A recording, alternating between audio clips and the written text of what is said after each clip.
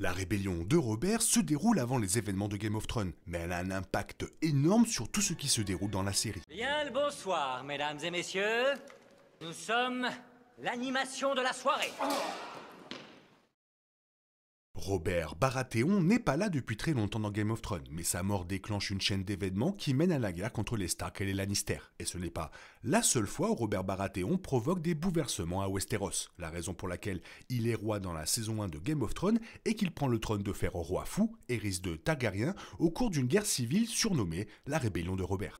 Cette rébellion est référencée tout au long de la série, car c'est la raison pour laquelle Daenerys et son frère grandissent en exil à Pentos. C'est aussi pourquoi Robert et Cersei règnent sur Westeros, et c'est en grande partie grâce à des personnages comme Ned et Jaime que leur côté du conflit réussit. Mais, même si Game of Thrones aborde cet événement majeur, il ne l'approfondit pas aussi profondément que les livres de George W.R. Martin. Les allusions de la série à la rébellion de Robert peuvent laisser les téléspectateurs se demander quand elle a eu lieu et comment elle s'est déroulée.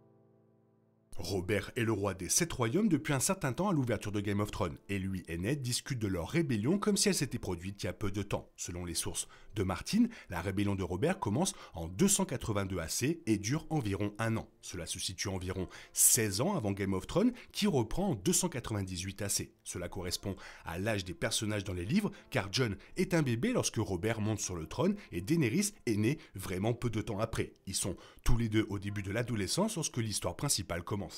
La chronologie de la série est peut-être légèrement décalée, car des personnages comme Jon et Daenerys sont plus vieux dans l'adaptation de HBO. Pourtant, étant donné que Jon est né à peu près au moment où Robert est monté sur le trône de fer, et qu'il a 16 ans au début de la série télévisée, nous pouvons supposer qu'il y a environ 17 ans entre le début de la rébellion de Robert et le début de la saison 1. Après tout, Jon est né à la toute fin du soulèvement. La rébellion de Robert est causée par l'enlèvement présumé de Lyanna Stark, à qui Robert Baratheon était fiancé. Bien qu'il soit révélé plus tard que Lyanna est allée volontairement avec Rhaegar, les grandes maisons de Westeros pensent qu'il l'a enlevée. Brandon Stark tente de tuer Rhaegar et de la récupérer, ce qui entraîne la mort de lui-même et du père de Ned, Rickard, par le roi Aerys II. Lorsque le roi fou réclame également les têtes de Ned et de Robert Baratheon, Jon Arryn choisit la guerre plutôt que de les livrer. Ce sont les événements officiels qui ont conduit à la rébellion de Robert, mais les tensions entre les grandes maisons de Westeros et la maison Targaryen sont antérieures à l'enlèvement de Lyanna. Les grandes maisons sont mécontentes du fait qu'Aegon le Conquérant ait pris Westeros avec le pouvoir de ses dragons, et la diminution du nombre de dragons rend de plus en plus difficile pour la maison Targaryen de maintenir son influence au fil du temps. Le roi Aerys II brûle également les ponts durant son règne, notamment avec Tywin Lannister qui lui sert de main du roi avant de se retirer. La démission de Tywin découle de la nomination de Jaime par le roi Aerys II à la garde royale, un poste qui l'empêche d'être l'héritier de Tywin et de poursuivre la lignée Lannister. Tywin n'est pas non plus la seule personne offensée par le roi fou, et cela contribue au soutien du soulèvement de Robert contre lui. Plusieurs maisons reconnaissables soutiennent Robert pendant la rébellion de Robert, notamment les Stark, les Baratheon, les Tully et une partie de la maison Arryn. Les Lannister rejoignent également le conflit aux côtés de Robert, mais seulement après qu'ils aient des chances de gagner. Il n'est pas surprenant que ces maisons soient alliées pendant ce conflit, comme le montrent les relations et les alliances au début de Game of Thrones. Les Lannister et les Baratheon règnent ensemble sur le royaume, et Robert choisit Jon Arryn puis Ned pour être la main du roi. Game of Thrones mentionne également à plusieurs reprises le rôle de Jaime dans la rébellion de Robert, car trahir et tuer le roi Aerys II lui vaut le surnom de Kingslayer. Nous savons que Tywin et Ned soutiennent la revendication de Robert sur le trône de fer, et Jon Arryn est évidemment celui qui déclare la guerre. Il y a cependant quelques personnages remarquables qui restent fidèles aux Targaryens pendant ce conflit.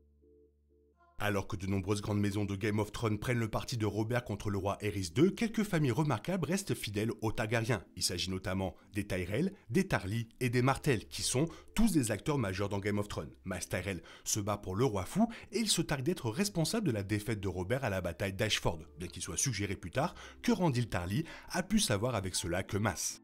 La loyauté des Martell envers le roi fou est logique, étant donné que la princesse Elia est l'épouse de Rhaegar et réside au Donjon Rouge au moment du soulèvement. Les Targaryens peuvent facilement riposter si les Martell choisissent d'agir contre eux. En fait, le roi Aerys II menace de le faire. Bien entendu, tous les efforts visant à protéger Elia sont vains, la montagne tue Elia et ses enfants sur ordre de Tywin Lannister, raison pour laquelle Oberyn Martell méprise sa maison dans Game of Thrones.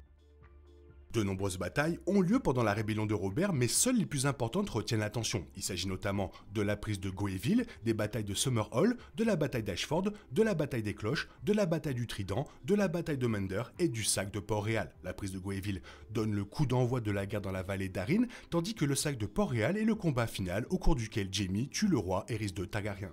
Bien que ce soit les batailles d'ouverture et de clôture de la rébellion, les autres sont également incroyablement significatives. La bataille d'Ashford marque la seule défaite de Robert Baratheon, tandis que les batailles de Summerhall lui permettent de remporter 3 conflits en une seule journée. La bataille du Trident sert également de tournant lors de la rébellion de Robert, car c'est là que Rhaegar Targaryen meurt des mains de Robert Baratheon et que les forces Targaryen se rendent compte qu'elles ont perdu. Le sac de Port-Réal est considéré comme la bataille finale de la rébellion de Robert, car c'est lorsque les forces rebelles prennent Port-Réal et battent le roi fou. Robert jure de prendre le trône de fer avant cela, mais n'est pas présent lorsque la ville est saccagée, car il a été blessé lors de la bataille du Trident. Ned Stark mène son armée au Donjon Rouge à sa place, avec l'intention d'affronter les forces restantes du roi fou. C'est alors que Tywin Lannister choisit finalement son camp, arrivant avec 12 000 soldats et feignant sa loyauté envers le roi avant de saccager la ville.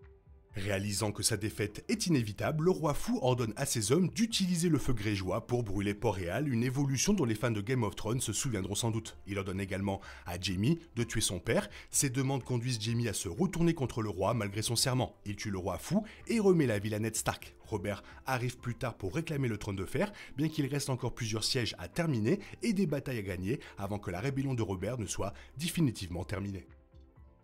La rébellion de Robert est fortement attribuée à l'enlèvement de Lyanna par Rhaegar et la vérité sur cet incident n'est révélée qu'à la saison 6 de Game of Thrones. C'est à ce moment-là que Bran apprend que Rhaegar n'a jamais kidnappé ni violé Lyanna. En fait, il l'aimait et il l'a même épousée. Plus tard, elle a donné naissance à Jon, un secret que Ned emmène dans la tombe avec lui. Et cette prise de conscience amène Bran à admettre que la rébellion de Robert est construite sur un mensonge.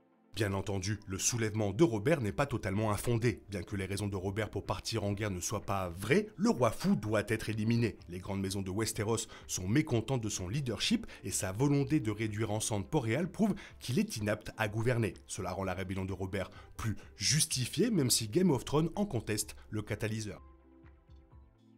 Si un jour HBO porte ses couilles, il faudra adapter la rébellion de Robert et ça va être complètement fou, croyez-moi. Toi, qu'est-ce que tu en penses? Fais-moi part de ton avis dans la zone commentaire, sinon il est temps pour toi de reprendre le cours normal de ta vie. On se retrouve bientôt pour une nouvelle vidéo. Bisous bisous, bye bye.